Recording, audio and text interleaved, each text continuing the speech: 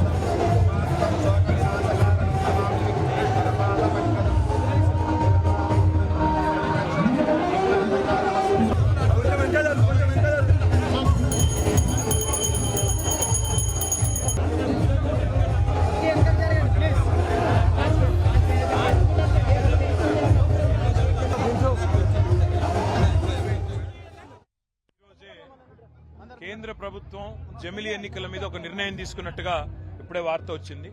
కాకపోతే వాస్తవం ఏమంటే మొన్ననే పార్లమెంట్ ఎన్నికలు ముగిసినాయి. మరి ఇంకా 5 ఏళ్ల తర్వాత నెక్స్ట్ ఎలక్షన్ ఉంది.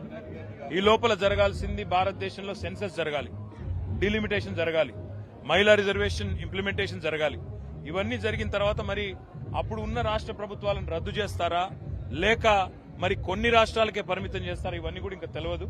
అన్ని విషయాలు బయటకు వచ్చిన తర్వాత సావధానంగా మా పార్టీలో కూడా కూర్చొని పెద్దలు కేసీఆర్ గారి నాయకత్వంలో మా స్టేట్ కమిటీ, అదేవిధంగా రాష్ట్రంలోని ముఖ్య నాయకులు, మా ఎమ్మెల్యేలు, ఎమ్మెల్సీలు అందరినీ కూడా సంప్రదించిన తర్వాత, అందరితో చర్చించిన తర్వాత, పూర్తి వివరాలు తెలుసుకున్న తర్వాత మా అభిప్రాయం తెలియజేస్తాం.